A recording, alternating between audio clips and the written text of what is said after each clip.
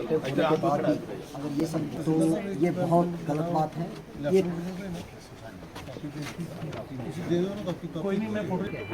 मेरा आपसे दो बातों में इतना ही है कि आपके पास सुप्रीम कोर्ट की हायरिंग पड़ी है, सुप्रीम कोर्ट के कानून है, उससे ऊपर ना आप हैं, ना मैं हूँ, ना कोई संविधान है। सुप्रीम कोर्ट का कानून जो है, गलतियां होती हैं तभी, तो उसके लिए अगर 2013 में पुलिस के साथ हमने पूरा कोऑपरेट किया है, बहुत टाइम उनको अगर दिया, ये लेकिन मुझे नहीं पता किस बात का क्लियर प्रेशर लिखा है कि अगर एक लेडी आके कोई भी एफआईआर ਪੁਲਿਸ कर ਇੰਟਰਫੇਰੈਂਸ ਕਰੋ, ਪੁਲਿਸ ਤੁਹਾਡੇ ਤੋਂ ਉੱਪਰ ਨਹੀਂ ਹੁੰਦੀ ਹੈ, ਠੀਕ ਹੈ ਨਾ। आप इस तरीके से ਤੁਸੀਂ ਮੈਜਿਸਟ੍ਰੇਟ ਹੋ, ਤੁਸੀਂ ਇਹਦੇ ਉੱਪਰ ਥੋੜਾ ਜਿਹਾ ਸੰਗਿਆਨ ਲੈ ਕੇ ये सर एफआईआर देखो, वो बोल रहे हैं कि हमने बेटियां सारे दी सांझियां होंदियां। Open FIR is not the Kajal Rajput काफी सीख कर लेते हैं। काजल राजपूत की अपनी एफआईआर है। ਸਾਡੀ ਪਹਿਲੇ ਦਿਨ ओपन एफआईआर वो लगा ही नहीं सकते। जब मैंने पर्टिकुलर बंदे का नाम दिया है, फिर ओपन एफआईआर ओपन एफआईआर नहीं जल्दी समझ सकते, काजल की एफआईआर हो। ਮੇਰੀ ਐਸਐਸਪੀ ਦਾ ਕਾਜਲ ਕੀ ਗੱਲ ਕਹਿ ਰਹੀ ਹੈ, ਇਨਕੁਆਇਰੀ ਕਰਦੇ ਹਾਂ, ਇਨਕੁਆਇਰੀ ਕਿਸ ਇੱਕ ਵੀਡੀਓ ਸਾਹਮਣੇ ਫਲੈਸ਼ ਹੋ ਰਹੀ ਹੈ, ਧੱਕੇ ਮਾਰੇ ਗਏ, ਸਾਹਮਣੇ ਲੱਭ ਰਿਹਾ, ਤੇ ਫਿਰ ਉਹਦੇ ਵਾਸਤੇ ਮੈਨੂੰ ਲੱਗਦਾ ਨਹੀਂ ਕਿ ਇੰਨੀਆਂ ਗੱਲਾਂ ਕਰਦੀ ਹੈ। वीडियो प्रूफ है, गवाह इतने गवाही दे रहे हैं लोग, फिर भी कुछ नहीं कर रहे। मुझे आप मेरे से ज्यादा कानून बनी की पुलिस को भी और बनी की अवाम को भी कि आज तक वो एफआईआर दर्ज कहाँ है और उस आदमी को थाने तक बुलाया नहीं है कि आप लोगों ने ऐसा बदतमीजी की है। एक तरफ कहते हैं कि ये काजल राजपूत हमारी पोती लगती है, अगर पोती के साथ ऐसा व्यवहार करते हैं, ऐसी घटना करते हैं, शरेआम देखो, आप देख रहे हैं मणिपुर में क्या हो रहा है। मणिपुर में शरेआम नारी को शरेआम सड़कों में घुमाया, ये बीजेपी के कार्यकर्ता हैं। और दिल्ली में आप लोगों ने देखा कि वहां पहलवानों के साथ वो लड़की थी, वो नारी थी, उनके साथ क्या घटना हुई। वो 2-1.5 महीना वहां दिल्ली में बैठे रहे, कोई आदमी ने किसी की बात नहीं सुनी। तो मैं बनी की आवाम को भी कहना देना चाहता हूं, अगर आप लोग बीजेपी का साथ देते रहे, आप बीजेपी के साथ चलते रहे, तो जिस बनी का जो सुंदर जिसको स्वर्ग कहा जाता है, इस बनी का बहुत बुरा हालत होगा, बहुत बुरी दुर्घटना होगी वहां। क्योंकि ये तानाशाही सरकार आप लोग देख रहे हैं, 2009 साल से जम्मू कश्मीर की हालत के है या किसी भी पार्टी के है, उन्होंने भी किसी माँ के कोख से ही जन्म लिया हुआ है, ठीक है, और उसी का दुरुपयोग, वैसा गलत व्यवहार कर रहे हैं। वो भी किसी माँ के ही पेट से निकले हैं, वो कहीं आसमान से तो टपके नहीं है। और सबसे बड़ी चीज़ ये है कि बेटी बचाओ बेटी पढ़ाओ, ये नारा हम लोग सब साथ में हैं। और ऐसा अगर आप व्यवहार करेंगे, ऐसा व्यवहार करेंगे, सबके घर में माँ बहन बेटियाँ सबके घर में। और मैं तो ये चाहता हूँ ऊपर वाला सबको बेटियाँ दे, माएँ दे, बहनें दे, क्योंकि इनके बगैर ये संसार जो है चलना मुश्किल है। जम्मू कश्मीर में कहीं ऐसा नहीं होता था, लेकिन आज वो दिन आ चुका है कि हमारे घर में, गांव में और मोहल्ले में ऐसी बातें होने लगी। ये छोटा सा मोहल्ला है यहाँ पर, और शरेआम इतना 2-3 हज़ार लोगों का जुलूस चला है। वहाँ पे अगर इतनी हिम्मत कर देते हैं, तो अगर कहीं अकेले हमारी लड़कियाँ बहनें माएँ अगर कहीं जाएंगी, तो वहाँ उनका क्या हाल होगा। तो एडमिनिस्ट्रेशन से मेरी यही अपील है कि ऐसे दोषियों के खिलाफ कड़े से कड़ी जो सजा है उनको वो मिलनी चाहिए। कम्युनिस्ट के पार्टी के लोग हैं जो बात करते हैं, उनको पकड़कर जेलों में ठोकते हैं। जो इनके लोग कार्यकर्ता जो जुल्म करते हैं, उनको माफ किया जाता है। मैं सभी से अपील करता हूं कि आने वाले टाइम से जिस आदमी ने जैसे कैसा किया, वो महिला रेसलर की बात ले लें, चाहे वो परवेज शुक्ला जी, वहाँ मध्य प्रदेश में जो कांड हुआ, तो रोज़ाना कैसे ये संविधान की धज्जियाँ उड़ाई जा रही हैं, और एक गुंडा राज जो है वो हर जगह देखने को मिलता है। हम यही इल्तिजा करते हैं प्रशासन से भी और ये एलजी सरकार से भी कि ये गुंडा राज जो है वो ख़त्म होना चाहिए और संविधान का राज आना चाहिए। ये आवाज़ उठाई थी कि ये घटना अनडेमोक्रेटिक है, एंटी कॉन्स्टिट्यूशनल है। जब हमें बोलने नहीं दिया जाएगा, हमें बात रखने ही नहीं दी जाएगी, तो फिर इस तरह के प्रोसेशन और इन पर सभी पे पाबंदी लगा दो, हर चीज़ बंद कर दो यहाँ पे कि आप बोल नहीं सकते हैं। तो इस तरह की उस दिन हमने लेकिन पुलिस ने आगे से जवाब दिया कि हमने मौके पे इंटरवीन किया है और आपके कहने के बगैर हमने एफआईआर लगा दी है। ये उनका बयान था उस वक्त। लेकिन आज 1 हफ्ता गुजरने वाला है, लेकिन कार्रवाई कुछ नहीं हुई। तो हम अपील करते हैं कि इस घटना की जितनी निंदा की जाए उतनी कम है, और पुलिस को, विभाग को चाहिए, बनी एडमिनिस्ट्रेशन कि जल्दी से जल्दी वो एक्शन ले, ताकि ये रोष जो किसके प्रति, नारी शक्ति के प्रति है, वो थोड़ा धीमा पड़े। नहीं तो ये आने वाले दिनों में जोर पकड़ेगा, आने वाले दिनों में जोर पकड़ेगा। और अगर फिर बड़े जुलूस में कहीं पे कोई गलत बात होती है, ये सारी जिम्मेदारी, अगर पीस और ट्रंक्विलिटी पे कोई फर्क पड़ता है बनी की, तो ये सारी जिम्मेदारी एडमिनिस्ट्रेशन की होगी। मेरा नाम किरण बाला है और मैं सरपंच हूँ पंचायत जानूदन्ना की। और मैं कई दिनों से सोशल मीडिया पे देख रही हूँ, एक वीडियो वायरल हो रहा है, 4-5 दिन हो गए हैं वीडियो वायरल हो रही है, मैं उसको देख रही हूँ, बड़े दिन से देख रही हूँ।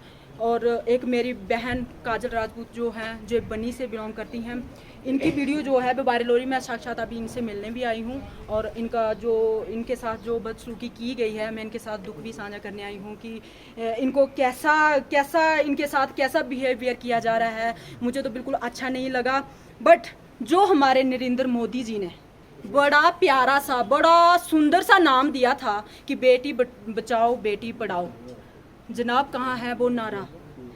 नरेंद्र मोदी जी, आपको सुनाई दे रही है मेरी आवाज़? तो दे रही है तो प्लीज़ मुझे इस बात का जवाब दे दीजिए कि बेटी बचाओ और बेटी बचाओ का जो नारा दिया था वो कहाँ है, वो कहाँ लुप्त हो गया?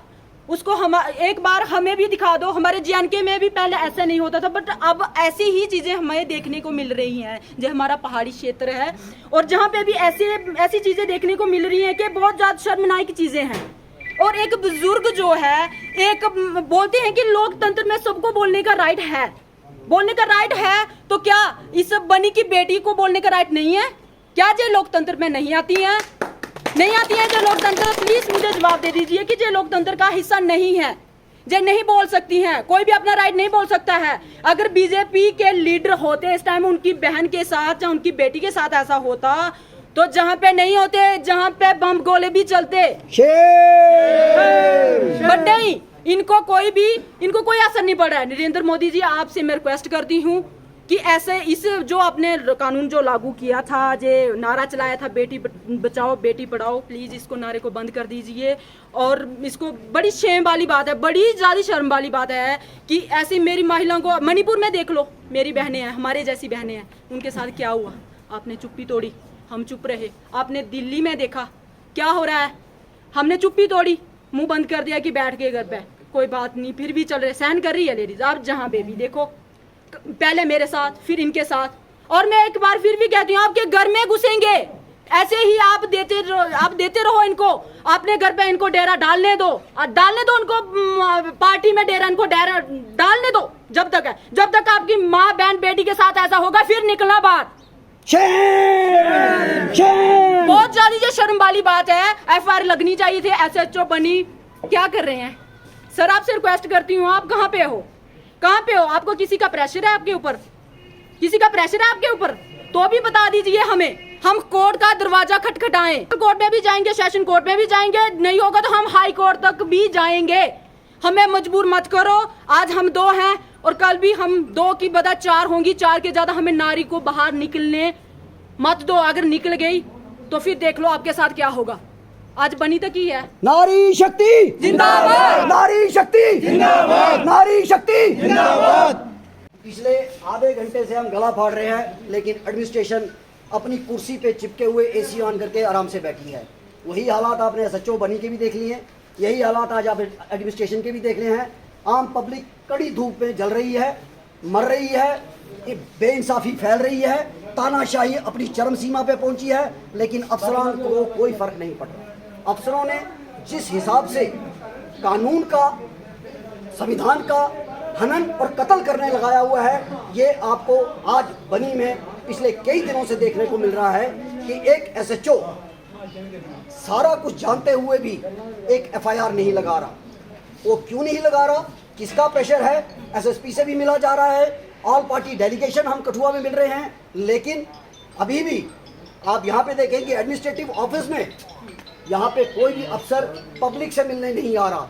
अभी अगर कोई दूसरा काम पड़ जाए तो अभी सारे के सारे अपने बिजी हो जाएंगे, सबको काम आ जाएगा, आम पब्लिक के लिए किसी के पास समय नहीं है। ये हालात जो है मौजूदा जो है, आज सरकार जो डबल इंजन की सरकार जिसकी क्लेम की जाती है कि यहाँ पे LG जो है वो भाजपा द्वारा बिठाया गया है, यहाँ पे जो सेंट्रल गवर्नमेंट की सरकार है वो भाजपा द्वारा चल रही है। केंद्र शासित देश बना हुआ है, केंद्र शासित जो है वो राज्य बना हुआ है, लेकिन पब्लिक सुनने के लिए कोई नहीं आ रहा है। मुझे बहुत अफसोस कहना पड़ रहा है, यहाँ पे संविधान के सुप्रीम कोर्ट की 2013 जो कि अपना वहाँ पे एक कानून लागू हुआ था कि कोई भी लेडी अगर कॉग्निजेबल ऑफेंस रजिस्टर कराती है तो पुलिस का पहला कर्तव्य है कि उस एफआईआर को रजिस्टर करे। लेकिन ये मैं नहीं बोलता, ये ललिता कुमारी वर्सेस गवर्नमेंट ऑफ यूपी की जजमेंट है, लेकिन ये बनी और वो भी जम्मू कश्मीर में बनी जैसे क्षेत्र में इतनी हिम्मत है यहाँ पे कानून के पहरेदारों की कि वो सुप्रीम कोर्ट को डायरेक्ट चैलेंज कर चुके हैं। इन्होंने 2013 की सुप्रीम कोर्ट की हियरिंग को चैलेंज किया हुआ है। ये चंद अफसरान ने मिलकर, चंद अफसरों की जो है जो इस टाइम जा चुके हैं, सरकार में नहीं है, लेकिन भाजपा की ऊपर से प्रेशर जो है उसमें 2013 का हनन हुआ है। क्या अब मैं पूछता हूं, क्या कोई हाई कोर्ट, लोअर कोर्ट या एडमिनिस्ट्रेशन इस पे संज्ञान लेगी? उस एसएचओ पे संज्ञान लिया जाएगा? क्यों नहीं लिया जा रहा? क्या 2013 का जो कानून पास हुआ वो सुप्रीम कोर्ट का जो दायरा था उसको पार करने की क्षमता, शक्ति क्या बनी क्षेत्र के सभी अफसरान में है? अगर ये चीज नहीं है तो फिर पुलिस क्या कर रही है?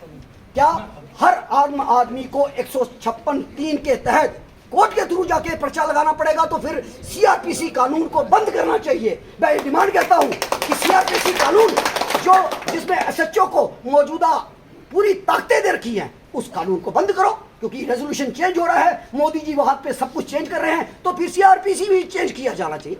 फिर सीआरपीसी का कोई फायदा नहीं है। फिर तहसीलदार की पावर्स भी खत्म होनी चाहिए कि वो जो एफआईआर है वो कैश कर सकते हैं। वो एसएचओ की पावर्स भी खत्म होनी चाहिए कि वो एफआईआर कैश कर सकते हैं। फिर एसएसपी की पावर्स खत्म होनी चाहिए। अगर हर एक को सिर्फ कोर्ट का दरवाजा खटखटाना है तो फिर एडमिनिस्ट्रेशन का क्या फायदा? FIR first information report, first information report का मैं कहता हूं इन अफसरान ने जिन्होंने भी जो डिग्रियां हासिल की हैं मुझे उसका मतलब समझा दें कि एफआईआर का मतलब क्या है। What do you mean by the FIR?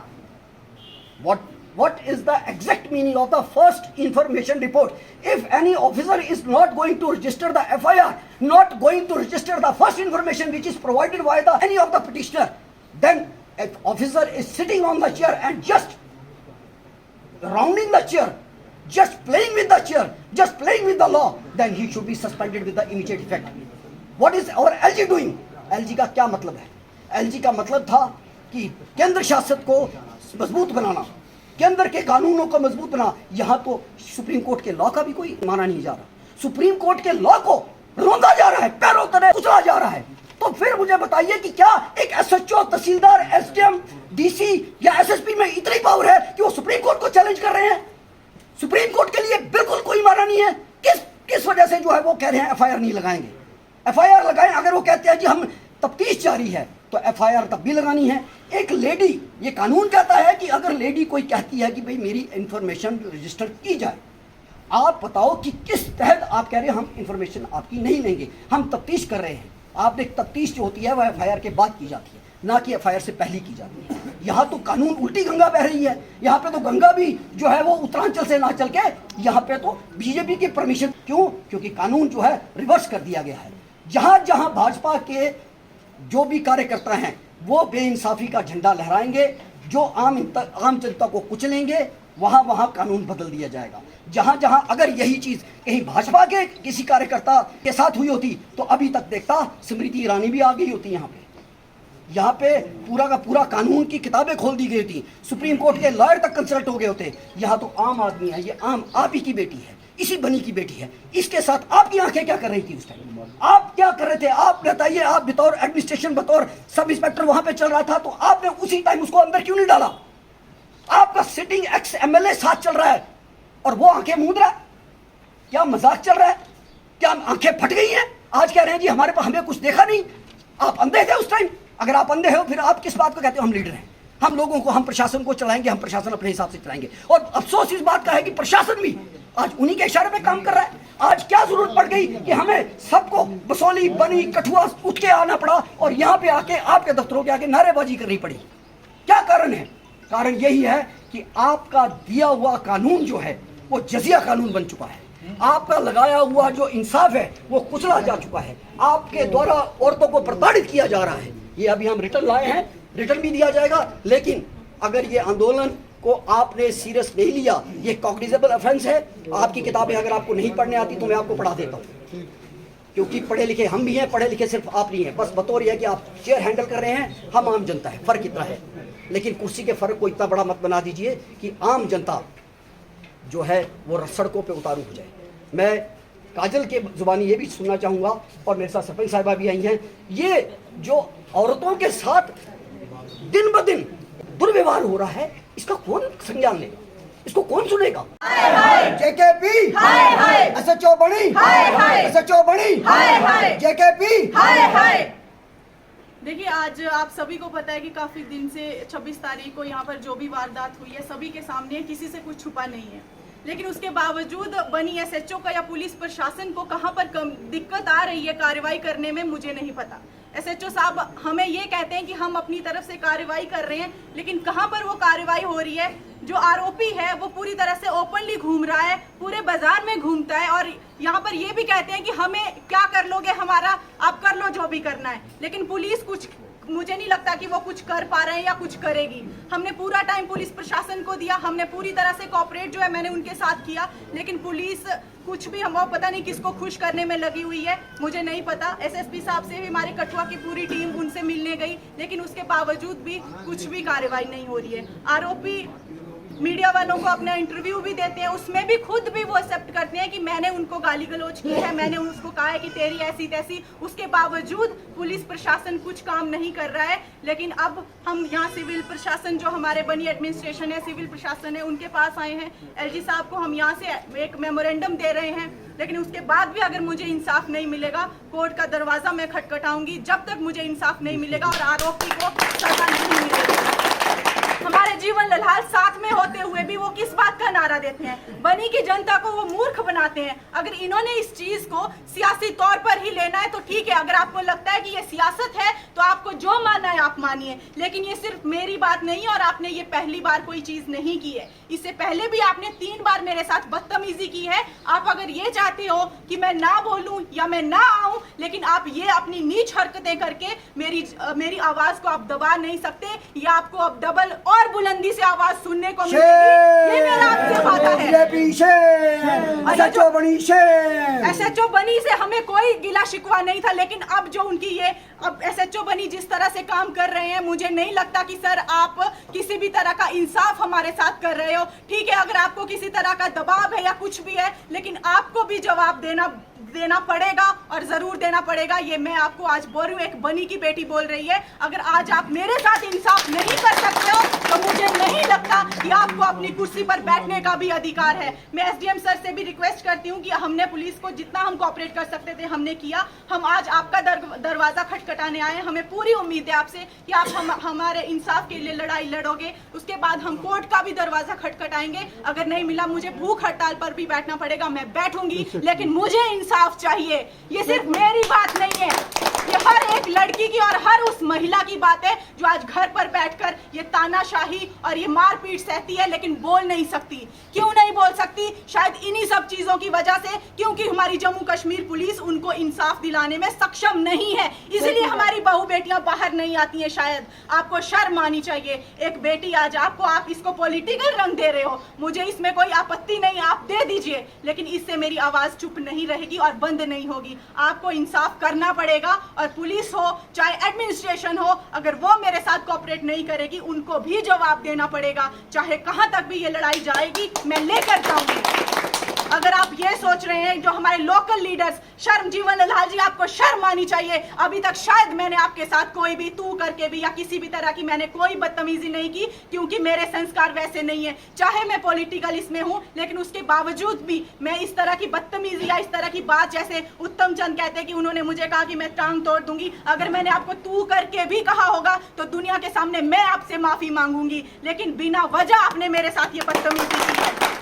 पहली बार नहीं, आपने ये तीसरी बार मेरे साथ किया है, और धक्का मुक्की आप ना जाने, अगर पुलिस उधर नहीं रोकती तो आप क्या करते। लेकिन मैं पुलिस से बात करना, पुलिस से एक सवाल पूछना चाहती हूँ कि आप साथ में थे, आपके सामने ये हरकतें हुई, लेकिन आप उसको उठाने की बजाय आप साथ साथ में चल रहे थे, मुस्कुराते हुए चल रहे थे। शायद आप इंजॉय कर रहे होंगे, शायद आपके घर पर भी बहू बेटियां होंगी। अगर कहीं से भी इंसानियत होगी, कुर्सी की मैं बात नहीं कर रही हूँ, अगर इंसानियत होगी, अपनी बहू बेटियों के लिए भी आपको थोड़ी सी भी एक इज्जत होगी, तो शायद आपको कहीं पर आपका दिल जरूर बोलेगा कि हमें इंसाफ करना चाहिए, तो जरूर करिएगा। लेकिन जब तक आप नहीं करोगे, मैं जरूर बोलूंगी। बाकी हमारे जितने भी कठुआ से हमारे कांग्रेस पार्टी के जो भी लीडर्स आए, हमारे लोकल जितनी भी जनता आवाम यहाँ पर आई है, मैं सभी का धन्यवाद करना चाहूंगी। मैं आपको ये नहीं कहती कि मैं किसी पॉलिटिकल उससे हूँ तो आप मुझे सपोर्ट कीजिए, ये एक बेटी की आवाज है। मैं उन औरतों के लिए भी बोलना चाहती हूँ कि जो नहीं बोल पाती हैं और चुप रह जाती हैं, मैं कहूंगी कि आप बोलिए। शायद मेरी गलती हुई कि 2 बार पहले मैंने जवाब नहीं दिया, शायद मेरी ही गलती थी कि मैं 2 बार पहले चुप रह गई। अगर शायद मैंने उसी दिन जवाब दिया होता तो आज इनकी हिम्मत इतनी नहीं बढ़ती कि ये मेरे गिरेबान तक पहुंचते और मेरे साथ धक्का मुक्की और मेरे कपड़े तक खींचने की कोशिश करते। आज शायद ये यहाँ तक नहीं पहुंचते। मैं इन बनी के जो भी जीवन लाल जी सामने खड़े हुए थे, फिर भी वो ये कहते हैं कि मैंने देखा नहीं। आप नारे देते हो कि हम उस पार्टी के साथ हैं जो बेटियों की रक्षा करती है, और ये रक्षा करते हो। आपने सामने पूरी वारदात देखी। अगर आप लीडर होते तो आप आज ये कहते कि मेरे सामने ये हरकत हुई है, चाहे वो आपका वर्कर था या आपका लीडर था, आप मेरे साथ खड़े होकर उनको सजा दिलवाते, तो मैं मानती कि आप एक लीडर हो और लोगों की आवाज आप रखते हो। और आप उस पार्टी के साथ जुड़े हो जो आप बोलते हो कि आप बेटियों की रक्षा करते हो। आपके खुद के लीडर, आप खुद बेटियों के साथ ये हरकतें करते हो। आपको शर्म आनी चाहिए। और आप बयान देते हो कि आपने कुछ देखा नहीं। आप वीडियो में भी पूरे तरीके से साफ तौर पर, और मैं आप दावे के साथ कह सकती हूँ कि ये आपके इशारे पर हुआ है। ये मैं आप दावे के साथ कह सकती हूँ, आपके इशारे के बिना हो ही नहीं सकता। आपको दिक्कत कहाँ से आती है कि मैं बोलती हूँ, पार्टी के लिए बोल रही हूँ। अगर मैं अपोजिशन में हूँ, अगर मैं सवाल करती हूँ जनता के लिए, तो आपका दायित्व बनता है, आपको जवाब देना आपका बनता है, क्योंकि आप अभी रूलिंग में हो। आप किसके लिए प्रोटेस्ट कर रहे हो? अपनी पार्टी के लिए। मुझे तो ये समझ में नहीं आ रहा था कि आप वहां पर करने क्या आए थे। आपकी पार्टी रूलिंग में है, प्रधानमंत्री आपके हैं, एलजी आपके हैं, हर डिपार्टमेंट आपके पास है, एडमिनिस्ट्रेशन आपकी है, और आप किसके खिलाफ वहां पर प्रदर्शन करने आए थे? जनता को आप मूर्ख बनाना बंद करो। और जो ये झूठी आप बातें करते हो, आप मुझे कहते हो कि ये कौन सी लीडर है या क्या? मुझे लीडर, आप अगर बोलते हो कि ये कौन सी लीडर है, आप मुझे लीडर नहीं बनाओगे। ये जनता की आवाज है। जब तक मैं जनता के लिए बोलती रहूंगी, अगर बनी की जनता मेरे साथ है, तो आप क्या, कोई भी आ जाए, आप मुझे मेरी आवाज को रोक नहीं सकते और लोगों को मूर्ख आप नहीं बना सकते ज्यादा देर तक। और ये सब घटना आपके सामने हुई है और आपको भी शर्म आनी चाहिए। अगर आप सच में लीडर हो तो एक्शन आपको सबसे पहले लेना चाहिए, जो मैं मानती हूँ। अगर मेरे साथ ये सब चीजें हुई है, कल को आपकी बहू बेटियों के साथ होगी, अगर तब भी आप यही चीजें कहोगे कि मैंने कुछ नहीं देखा है, तो आपको शर्म से डूब बनना चाहिए। बनी एडमिनिस्ट्रेशन से मेरी दरख्वास्त है और मुझे पूरी उम्मीद है कि बनी एडमिनिस्ट्रेशन मेरे साथ कोऑपरेट करेगी। लेकिन जेकेपी पुलिस, आज आपने मुझे बहुत डाउन कर दिया और मुझे बहुत शर्मिंदगी हो रही है कि हमारी जम्मू कश्मीर पुलिस जो है बिल्कुल भी बेटियों के साथ इंसाफ करने में सक्षम नहीं है। आप शायद भाजपा के लीडरों को खुश करने में लगे होंगे। अगर इन सब चीजों से वो खुश होते हैं, आपकी सीटें जो है, आपकी कुर्सियां जो है चमकती हैं, आप चमकाइए, लेकिन मेरी आवाज रुकेगी नहीं। और ये आने वाले टाइम में ये चेतावनी है। आज हम नॉर्मल तरीके से एक प्रेस कॉन्फ्रेंस के तौर से, और हम बनी एडमिनिस्ट्रेशन को, आज हम एलजी साहब को, हमारे तहसीलदार साहब है यहाँ पर हैं, हमारे एसडीएम साहब आज यहाँ पर नहीं है, उनको हम ये मेमोरेंडम दे रहे हैं, इनके थ्रू हम एलजी साहब तक ये पहुँचा रहे हैं। मुझे उम्मीद है, लेकिन अगर यहाँ पर भी मुझे इंसाफ नहीं मिलेगा, मैं हड़ताल पर बैठूंगी। और मैं बनी की जनता से ये पुकार करती हूँ कि आप प्लीज, अगर आज हम चुप बैठे तो शायद दोबारा किसी को इंसाफ नहीं मिलेगा।